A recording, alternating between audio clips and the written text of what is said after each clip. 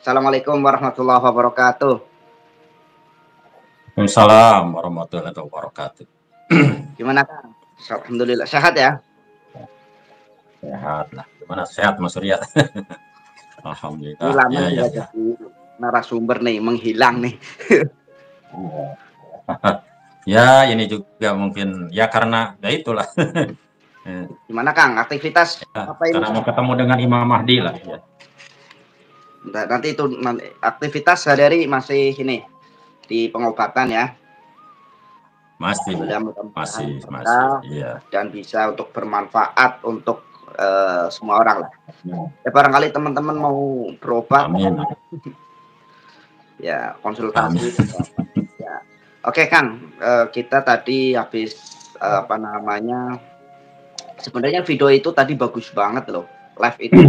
Cuma katanya suaranya hilang-hilang. Nah, untuk lebih jelasnya, bagaimana menurut pandangan Kang Anwar tentang keadaan Imam Mahdi?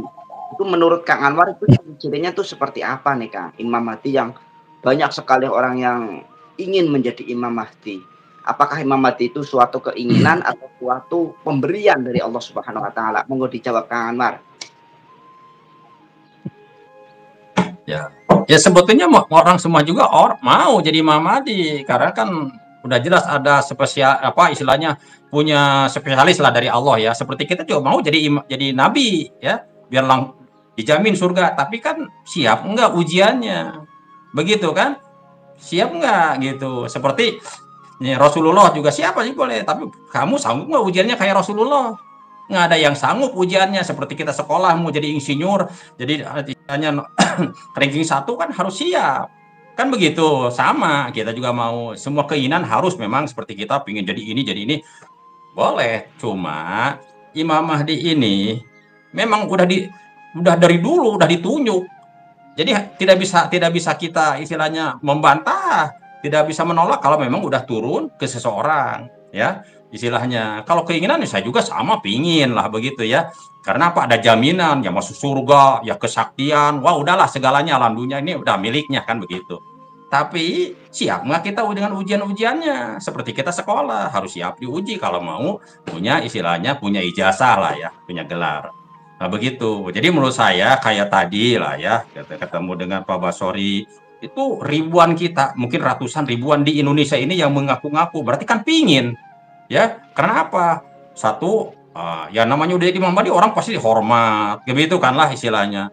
Mungkin kekayaan, kesaktian, ya pokoknya mah berharapnya begitu. Makanya bangsa jin ini banyak menyeliburi, mendatangi orang-orang yang memang apa istilahnya biar banyak mengaku Imam Mahdi sengaja, karena nanti kata saya juga dari dulu pernah saya terangkan, jadi pas munculnya Imam Mahdi yang benar atau SP yang benar itu tidak diakui karena udah terlalu banyak yang mengaku, orang udah jenuh lah gitu istilahnya.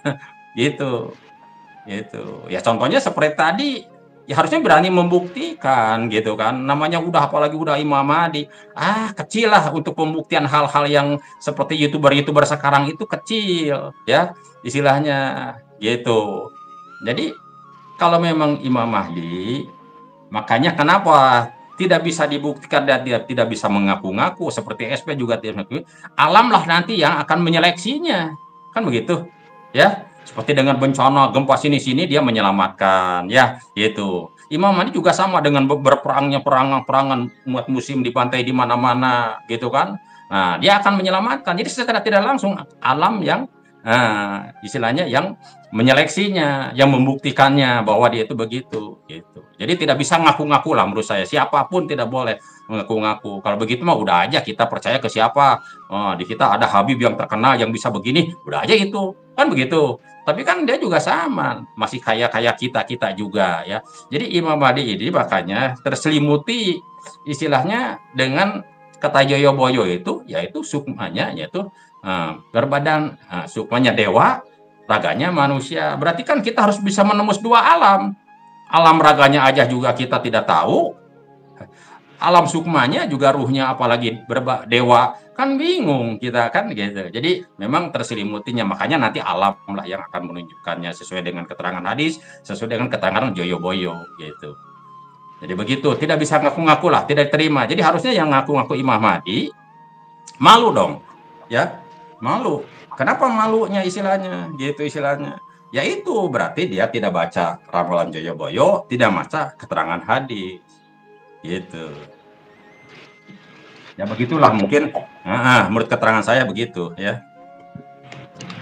Tadi tanggapan sampean tentang video call yang kebetulan mungkin audionya ada bermasalah di aplikasi itu atau seperti apa lah, nggak tahu.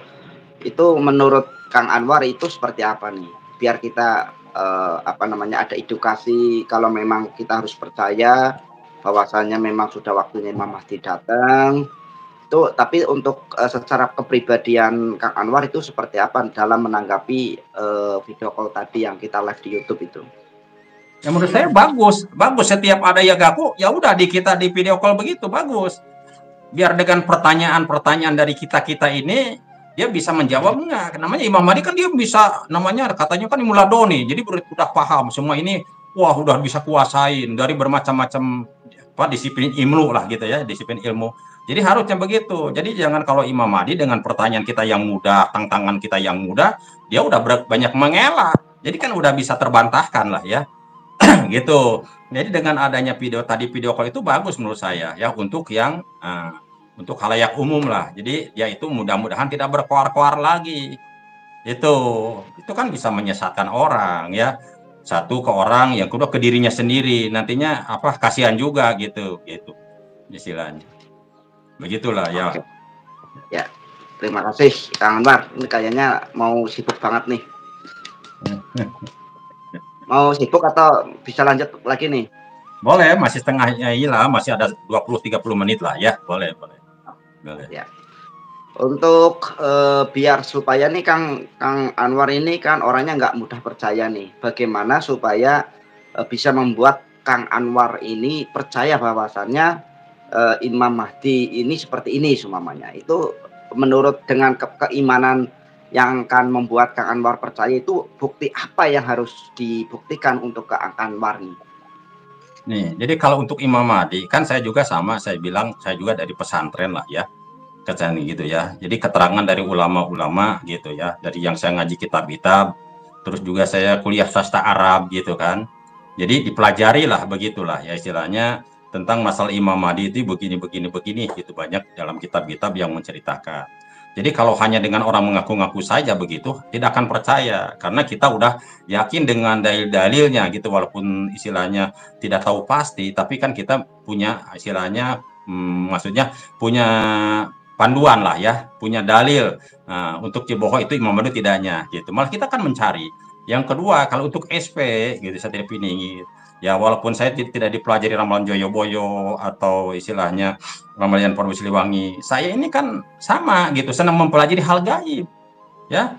Jadi selama gaib ini saya berguru ke orang gaib, berkomunikasi dengan orang gaib, atau saya memasuki alam gaib, saya kan otomatis itu dipertanyakan sama orang gaib itu akan munculnya dari mana, siapa orangnya, gimana ciri-cirinya, kan otomatis sama seperti spiritual indigo itu kan pingin tahu ilmu itu sampai puasa dulu pingin ketahui, kan begitu sama saya juga apalagi gitu kan sama. Jadi kalau pas ternyata saya punya keterangan seperti Bang Jo dari orang gaib, ruhnya seperti saya dari leluhur saya gitu kan, dari orang gaib itu saya pertanyakan akur enggak dengan apa yang saya dapat, kan begitu gitu. Jadi acuannya ya itu, acuannya saya juga sama. Sekarang apalagi zamannya, jadi semua mungkin spiritual karena pingin lebih spesifik, mereka juga sampai ada yang berpuasa dulu, apa dulu ya. Contohnya ya istilahnya mungkin ada orang yang di Jawa sampai 100 hari dia berpuasa pingin tahu. Jadi sama, saya juga sama gitu. Ini dari mana nih SPT akan munculnya, sosoknya gimana, walaupun udah ada gambaran. Pas ada yang ngaku, ya isinya tidak sama, otomatis kita serang, ya, kita pertanyakan, ya. Nah, kita pertanyakan karena yang saya ada kabar dari alam gaib tidak begitu, gitu. Jadi otomatis lah, pasti kalau senang hal gaib, sosok ini kan fenomenal, ya. Pasti saya akan daripada sekarang ada orang ini, pasti yang saya dikerjakan tirakat dulu tuh untuk ingin tahu, karena kalau orang mengetahui lebih tahu mungkin akan lebih terselamatkan kita duluan, kan begitu ya, karena orang belum tahu kita udah tahu duluan kan begitu. Seperti zaman Rasulullah. Nah, Rasulullah istilahnya dia bahwa dia seorang nabi utusan Allah. Nah, orang yang pertama masuk Islam dia akan sama pasti masuk surga juga akan pertamanya daripada sahabat yang lain kan begitu. Ya. Nah, gitu. Ya. Kalau menurut pribadi saya ya, untuk Satrio Piningit dan Imam Mahdi itu menurut saya nih pribadi ya, mungkin salah. Itu dua orang loh. Karena di dalam Jangka Jayabaya itu kalau Satrio Piningit itu hanya untuk Nusantara, tetapi Imam Mahdi itu untuk dunia. Dan dikatakan juga kalau Sang Kinasih Satrio Piningit ini memakmurkan Nusantara. Nah itu menurut saya loh. Nah menurut pandangan Samen itu seperti apa ini? Ataukah dua sosok sama atau satu yang sama atau seperti apa nih? Ya kalau menurut saya ya sosoknya sama satu ya. Menurut saya nih ya, menurut saya satu. Karena istilahnya satu Rasulullah meramalkannya dari timur. Nah ya, jadi bukan asli orang Arab ya. Cuma pas dibaiat ke sana. Nah, kenapa kita diramalkan oleh Joyoboyo atau para wali gitu kan orang-orang dulu gitu kita SP? Karena kalau disebut imam kita ini kan belum muslim zaman dulu, jadi tidak ada imam bahasanya. Ya, jadi kalau orang pemberani orang begitu disebutnya satria. Contohnya pemimpin kita seperti Soekarno, Soeharto kan disebutnya satria. Walaupun dia pemimpin, jadi tidak imam gitu kan? Ya, imam itu bahasa Arab. Di kita ini belum istilahnya imam belum bahasa Arab belum masuk zaman dulu ya, zaman dulu sekali gitu. Jadi imam tuh jadi bahasanya satria. Jadi kalau menurut saya orangnya satu ya, gitu ya. Tapi ya maaf nih menurut saya ya istilahnya. Makanya kenapa Indonesia jadi mercusuarnya dunia? Berarti di kita juga menyeluruh sedunia gitu istilahnya.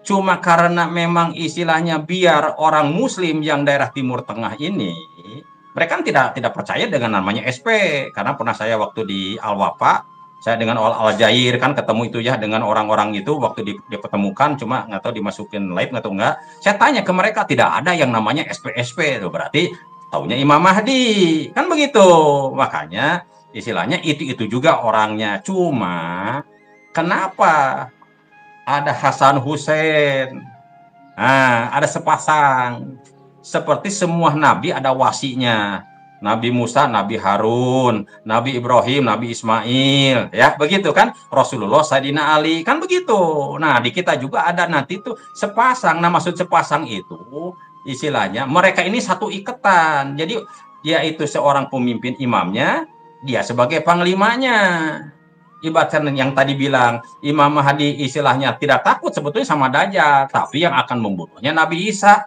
nah itu kan dianggap sepasang kan gitu ya istilahnya gitu kan untuk memakmurkan ini harus sepasang kan begitu jadi gitu tapi yang namanya Imam Mahdi mah tetap satu gitu yang menurut saya nih ya pengalaman saya gitu istilahnya karena kenapa tuh bahasanya Indonesia jadi mercusuarnya dunia ya istilahnya berarti kan begitu dan memang para peramal atau dalam hadis atau ulama-ulama dulu kenapa menunjukkan ke daerah timur karena mereka mengkaji mereka karena paham bahwa Rasulullah ramalan bahwa itu akan dari daerah timur itu siapa lagi ya istilahnya gitu kalau memang Imam Mahdi munculnya istilahnya di timur di daerah Arab Saudi wajar tapi bukan asli orang sana